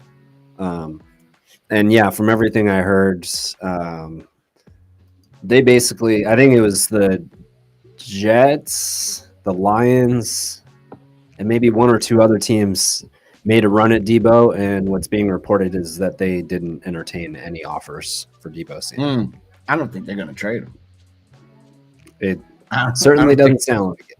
I don't think they're going to trade him. I don't think they're going to trade him. I mean, if you consider the fact that, now would be probably the best time to do it, because, I like the Jets were, I think, willing to give them the pick that they had at number 10 last night. Plus, some other picks and potentially a rookie wide receiver they had last year. Mm-hmm. If they're not entertaining those offers, then it doesn't sound like they feel any need to trade him. Yeah. Hey, Magenta Llama. Hi, Karen in Texas. How you doing? This round that's coming up, though, the second round, is my favorite round of the draft because this is where you get your guys. I was supposed to put on my sports hat. I'm sorry. Hold on. So I can fully look like I'm in a Little League baseball team. There you go. All right, that's better. This is the round where you grab your really good players, your impact players, in my opinion, come in the second round of the draft. The Bears have 2 picks today, and I think they've got 3rd round picks or something like that. The guys left on the board, my guy, Nakobe Dean, the linebacker from Georgia, is still there. And surprised he didn't get picked up. Andrew Booth from Clemson. Bernard Raymond from Central Michigan, offensive tackle. Malik Willis, the quarterback from Liberty. Surprised he didn't go. George Pickens may be the best wide receiver in the draft, still available. So we'll see tonight. I'm wondering what the Bears are going to do. I'm wondering what the Packers are going to do. They didn't pick up a receiver. It'd be interesting. It seems to me you need to have a receiver, and they don't. And I'm just like, well, good luck, guys, because Aaron Rodgers, and that just really brings home how just grimy Aaron Rodgers is. They told him they were going to trade Devontae Adams, and he was like, okay, how much money you guys giving me again? $49 million? Trade him. He don't care. That was a money grab. Thank you, everybody, for being here. If you're enjoying the show, which by all accounts you are, there are 2 ways to support the show that help me out. If you're watching right now and see that subscribe button, please click it. Subscribe and let you know when we are going live. And also, I have some special stuff for you, although I can't seem to give you a $25 gift card, but that's fine. Another way you can really help me out, no matter where you're watching or listening, is leaving a review. Please go to backchannel.tv and click leave a review. Your positive reviews help keep this show going. And once again, please go to backchannel.tv and click leave a review. That's BackChannel.TV. The NBA playoffs starting to figure itself out now. Oh, excuse me. Chris Paul is 37 years old next week. 37 years old. He just balled out again against the New Orleans Pelicans. Elbowing people in the face, kicking people in the stuff. He just had a really good series. I gotta say, man, I'm even stronger than ever now. I think the Suns are gonna win the whole thing. I think now it's gonna be the Suns versus the Celtics in the championship game. I don't see anybody beating the 2 of them. I don't. Maybe the Miami Heat, but I don't think they're gonna do that. I don't think Miami plays well in Boston. Jimmy Butler on the road is very contentious. Could be good, could be bad. Son Booker back last night sealed the deal for them. They definitely put it on the Pelicans. I'm glad in a way. I'm super glad because now Jose Alvarado won't be standing by the bench and then running and stealing the ball from someone when no one is looking. All that silly stuff. I like the Suns game, and I like Chris Paul as a leader of this team. He showed it last year when they should have won. Just how dominant he can be from the point guard position. So I am very much looking forward to watching them do this for real this time and win the NBA championship. That'll be pretty cool. Plus, my friend just moved to Arizona, so I want to be able to go and hang out and see a game or something next season. I have someone to go with now. Corona Borealis foreskin. Yes! That's the name, Gliss. That's the best name we've had in 64 episodes. Corona Borealis foreskin. Wow. Yes. I like it. That's a good name there. That's solid. Corona Borealis foreskin. Friday, man. It's Friday. That's all I can say. It's Friday. Baseball. How you feeling about your Giants, man? They look good. Yeah, they kind of picked up where they we were talking about the Mets on Wednesday. I think all except like maybe 2 or 3 losses that the Giants have been to the Mets. It was that series they had last weekend in New York where they, I think, lost 3 out of 4. But yeah, they're looking good. Like you said, you just got to keep winning series, and that's kind of how they surprised everybody last year, winning 107 games, and so far so good this year. Picking some April. It's a tough division though with the Dodgers in there. Yeah, the Dodgers are not losing games. As much as I hate to say anything good about the Dodgers, the Dodgers are the reason why I'm winning in this division now. The Dodgers and Anthony Rizzo are keeping me alive. So And to be fair, like even though I hate the Dodgers, I despise the Dodgers. It is more fun when both teams are good, kind of like when the Seahawks and the 49ers are both like, right at the top of the division. It does make it more fun when you're going head to head against your rivals. So I will say for sure. That. And if they're both good, that's good baseball. You can't lose on good baseball. You know what I mean? It makes it so much easier. I don't know what the hell is happening in Chicago. I'm hoping Tony La Russa just says, you know what, I'm too old to do this. I got to go. Yesterday, Tony La Russa said, Gliss, I hope you're still listening. He said, well, we're 7-11. That means we can get Slurpees. And when we drink Slurpees, we play better. Sir, are you high? What is going on with Tony La Russa? I'm hoping the White Sox pick it up because this is embarrassing. Of the 19 automatic Champions League slots across the 5 major European leagues, just 8 have already been clinched. Manchester City, Liverpool, Paris Saint-Germain, Bayern Munich, Borussia Dortmund, and both of the sides from Milan and Real Madrid. But there are other teams that are on the way, like my beloved Arsenal. They have a chance to be in the Champions League. So it's Barcelona, Juventus, Leipzig, Sevilla, Marseille, Bayer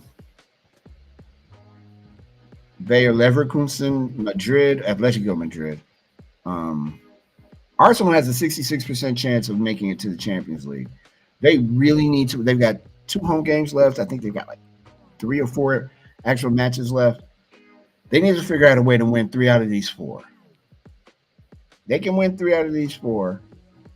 They can take care of it because Tottenham's not really trying hard enough, in my estimation, to win it. They act like they don't want to win it.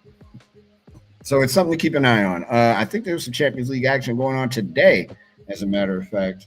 If I'm not mistaken, there was. And let's take a look here as I look on my handy sports machine. There had to have been matches today, correct? And I'm sorry, no, not today. They play Tuesday and Wednesday. So Man City beat Real Madrid and Liverpool beat Villarreal. There it is. Let's take a look at what else is going on. That's sports, by the way. Did anybody subscribe yet, Glyph? No? Nope. Hey, Empty Cheetah and Corona Borealis Forsky. I'm going to talk about your name forever. That is a great name. On this day in 1974, President Nixon released edited transcripts of secret White House tapes relating to the Watergate scandal. On this date in 1988, McDonald's announced it would open its first restaurant in Moscow. See how that happened, it turned out. In 2004, Oldsmobile builds its final car, ending 107 years of production. Birthdays on this day. Actor, comedian Jerry Seinfeld is 68 years old. Ooh. Actor Daniel Day-Lewis is 65. Michelle Pfeiffer turned 64 today. Rap singer Master P turned 52, and actress Uma Thurman turned 52 as well. On this date in music history, Paula Abdul in 1992 marries actor Emilio Estevez. They divorced in 1995. You know what I like about when we do the married ones? It's like they get divorced like 10 minutes after they got married. This one, at least they lasted a few years, like 30. Yeah, that's better than, what was it, 27 days? 27 days. Yeah, I think it was Axl Rose. Yes, it was. No, it was it was Axl Rose. Yeah, it was. In 1992, Garth Brooks is named Entertainer of the Year and Top Male Vocalist at the 27th Annual Academy of Country Music Awards in Los Angeles, because it's a country staple. In 1993, Barry White helped save the snakes on Whacking Day on The Simpsons. That's one of my favorite episodes of all time. Please, don't whack the snakes. In 1999, Billy Joel's first classical composition premieres at New York's Carnegie Hall. How about that? How about that? We're getting near the end, Bliss. Krispy Kreme has come out with a new collaboration. Everybody's fave glazed treat has linked with Cinnamon Toast Crunch to debut a lineup of donuts that feature a cinnamon milk glaze. Shut your face. The new cinnamon milk glaze collection even features pieces, I'm so choked up I can't even say it, of cinnamon toast crunch and consists of a cinnamon milk glazed donut, cinnamon milk glazed with cream cheese donut, and cinnamon milk glazed with dulce de leche. What? Ooh, buddy. A Texas family who took a break from watching a basketball game on TV to eat some pizza returned to the couch on their patio to find it occupied by a timber rattlesnake. Nope. Jacob Gamble of Decatur, Texas, captured video after finding the snake coiled up on the couch on his family's back patio during the NBA playoffs game between the Dallas Mavericks and the Utah Jazz. The footage shows the snake resting on the couch cushion in front of a pillow reading, "Live the life you imagined." Gamble said his family had gone inside to eat pizza about 10 minutes earlier and returned to find the serpent occupying the sofa. I'm trying to, there's choices to make here on these next three. Oh, yuck, but people have done it, so I'm going to read it. Tropicana announced breakfast fans will soon be able to try a new product combining a pair of early morning favorites, cereal and orange juice. The fruit company said followers of its Instagram page will have the chance to win a box of Tropicana Crunch, described as the first cereal made for orange juice. Mm-hmm. The honey almond cereal is designed to be eaten with orange juice instead of milk. No, I'm kidding. I'm fine. I do feel like I want to throw up though, because that sounds gross. It's too much. That just doesn't sound right. Hey, mom deserves the best, and what better than a lovely bouquet of flowers that somehow include Kentucky Fried Chicken. Thanks to a partnership with Pro Flowers, Kentucky Fried Chicken will be celebrating mom with a one-of-a-kind Kentucky Fried bouquet, pronounced bouquet. Say what? And say what's in there too. Say what? Just think of it as a DIY looking good fried chicken floral arrangement. Ooh, the Kentucky Fried Bouquet will feature your choice of KFC's extra crispy chicken. Oh boy. Or chicken skewered and tucked into a vase alongside an arrangement of a dozen multicolored roses. That's your Kentucky Fried Chicken Bouquet. Oh no. Hey man, what you get your mom for Mother's Day? You know what I'm getting her? I've been thinking about this all week long. I think I'm gonna go get her a bouquet. A what? A bouquet? What's that? What? Oh, yeah, they presented in a floral arrangement. Make me look smart. Well, go ahead on there. Tell me more about this bouquet. Well, it's a choice between extra crispy chicken, tenders, or chicken turned in the vase. Don't they call that a vase? The bouquet. I gotta save this one. This is good. Oh, let's get a copy on that. That's going right into my notes. No one's gonna believe me, but I'll be able to prove it because I got a note with it. And there we go. I'm doing it right now. KFC does all kinds of weird stuff like that with their products. We gave to my brother-in-law, we gave him for Christmas, we gave him a KFC fire log. It's like one of those I know what you're talking about. Yeah, it's like Duraplane. Yeah, but it smells like Kentucky Fried Chicken. Yes. Oh, I so want some Kentucky Fried Chicken now. I want to get a bouquet.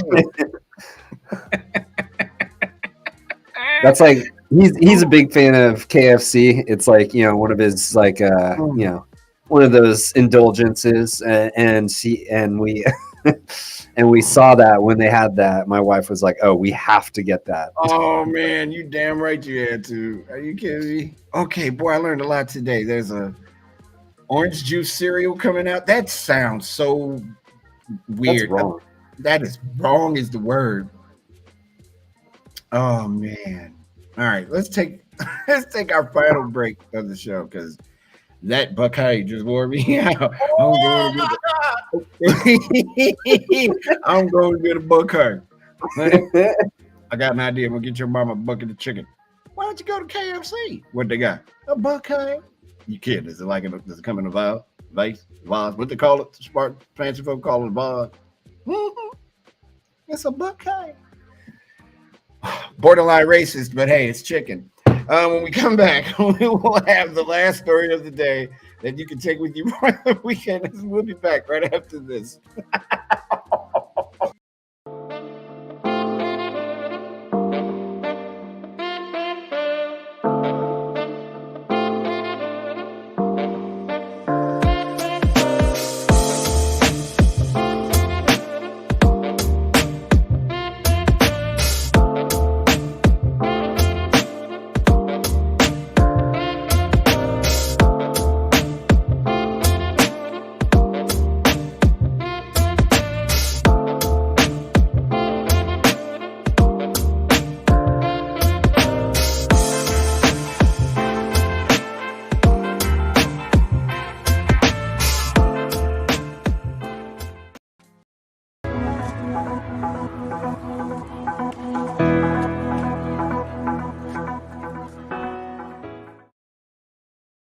Ooh, okay, let me get it together. That was, man, that might have been the best one. Oh, all right. A 100-year-old man celebrates 84 years working for the same. Oh, hell no. I'm sorry. I know this is supposed to be uplifting, but what? 80. A Brazil man who celebrated his 100th birthday this month was awarded with a Guinness World Record after working at the same company for longer than 84 years. He says that as the oldest son of 5, he was expected to work to help support the family. Was able to get a job in the shipping department of the textile company because he was proficient in German when he was 15 years old. The 100-year-old said he remains in good health and still drives himself to the office. If 84 years from now, well, I can't stop looking at this bouquet story, or this bouquet. 84 years from now, that's a long time to work for one place, yo. I know it's time to play my favorite segment of the show. It's called Did You Know? And this is where Gliss and I are amazed at things that I didn't know and that Gliss wrote down. Did you know that 1 in 10 of us would rather lose their vacation days than our cell phone? Did you know 40% of couples say they do laundry separately? I can see that. There's value there. Did you know it takes an average of 3 minutes and 45 seconds to wait in a drive-through line? Is that right? That sounds right. Hey, verdant lemur and Warren and furry anteater and jaded gorilla and Corona borealis foreskin. Did you know it's estimated that 1 in every 50 doctors is a phony? That one made me laugh. I was like, what is that? What does that mean? Very broad, like it made me think of like something out of a cartoon or something. Like, I don't know. Wow. Like, how do they estimate that? Yeah. Like, I've done the numbers and this amount of doctors are phony. We ran this by the folks at KFC when they were coming up with their bouquet. and we said we've tried this number out. It sounded right to us. A recent survey of workers found that people who telecommute, work from home, work 4 to 7 times more hours every week. That's true. I know that's true. Yeah. I know that to be absolutely true. Did you know parents will spend roughly $1,500 on food and drinks for their children during the summer? Oh, hell. No. I don't know about that. Maybe if you have like 2 kids. Yeah, like one or two. Yeah, 1 or 2. Did you know the Grand Canyon can hold around 900 trillion footballs? Well, who took the time to do that? It's important to know. Well, yeah, because, if we ever have a football shortage in this country, we'll have to know where to go get them. Did you know the first Burger King was opened in Florida, Miami, Florida, that is, in 1954? When I went down there, I saw a lot of Burger Kings. I was like, that's right. This is the birthplace of the Burger King. Like the Popeye store number 1 is in New Orleans. And a friend of mine who I went to school with just yesterday was waiting on them to open. Like, I've got to get in here. Apparently that is the spot in New Orleans to go to. I'm more of a Popeyes guy than a KFC guy. Not anymore. Not after today. It's the bouquet for me. I want it. You know, according to a recent survey, if you take a vacation during the summertime, you'll likely gain about 10 pounds. Did you know that? Did you know that 28% of people will attend a garage sale in the next month? How do they come up with these numbers? Did you know to combat stress eating, you should massage your feet for 30 seconds? According to a study in the International Journal of Neuroscience, it floods the body with calming dopamine and serotonin. How about that? If you consider that each bolt of lightning contains more than 5 billion joules of energy, then the average 1,000 watt 2-slice toaster could be powered for 84,000 minutes with just one strike.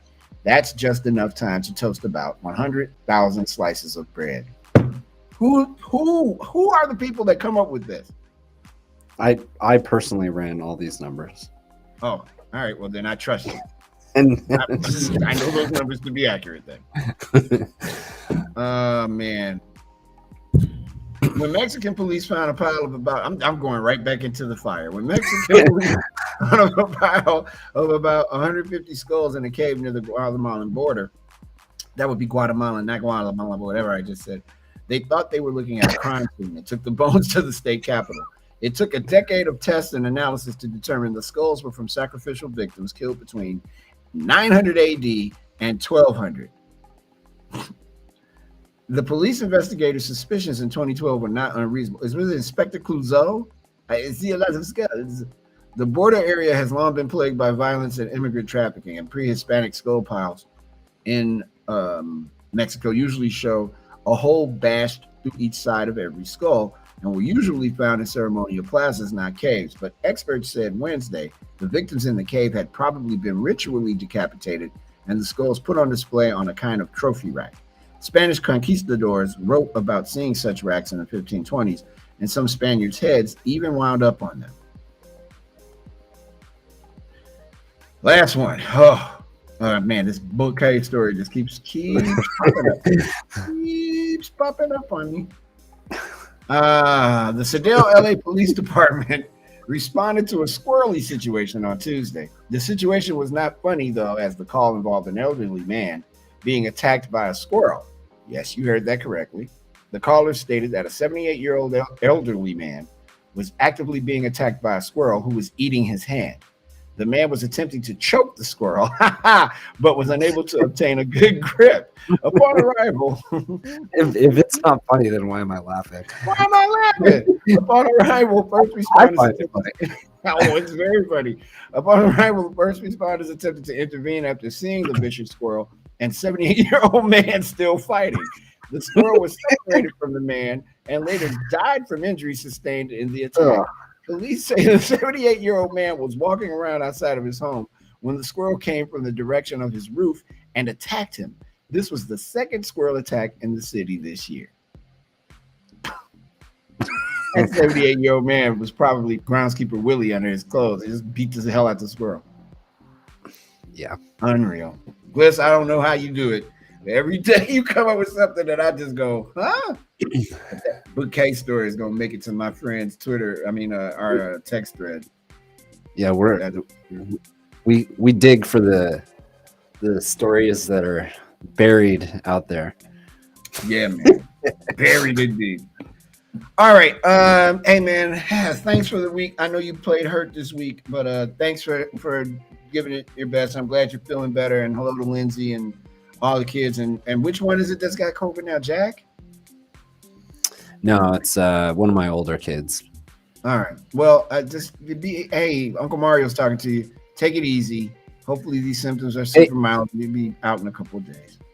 Real quick, too, I wanted to say I had a meeting this morning with Carla, who produces the Anthony Davis show, because I'm going to be filling in for her next week. She wanted me to make sure to say hello from herself and from Anthony, and they both enjoy your show a lot. So I wanted to make sure I got that shout out in, because they wanted me to say hello on their behalf. So that's pretty cool, and I'm going to try to make it up to them and hop up on that show soon when Carla comes back, because I would like to be able to say hi to both of them at the same time. And hello to Anthony Davis and Carla, and thank you so much. Everybody, thanks. Bliss, great week, man. This weirdo talk show of ours is doing something, making me laugh, and that's the most important part that I get to. Have a good weekend. Thank you. Right on, brother. You too. Before we walk out the door here, let me say thank you to everybody that's inside of our chat. Thank you all for watching the show, and thank you for being a part of it. If you listen to us on an Echo device, on a speaker, thank you so much for listening. Check us out sometime. We're on YouTube, and we're at backchannel.tv. And remember, please consider subscribing to the show, and definitely leave a review of the show. We do read them, and we'll read them on air. I promise you that, for sure. As the sun begins its descent in Chicago, Illinois, my name is Mario Smith. You've been watching The Drive. This is going to end Backchannel.tv's broadcast day. We will be back Monday morning, 6 a.m. Eastern Time with Haley and Allison's Good Morning. On behalf of everyone from Backchannel.tv, have a great weekend. Please, please, please be safe. We look forward to seeing you on Monday at 4 p.m. Eastern. Until then, enjoy yourselves and enjoy each other. Have a great weekend.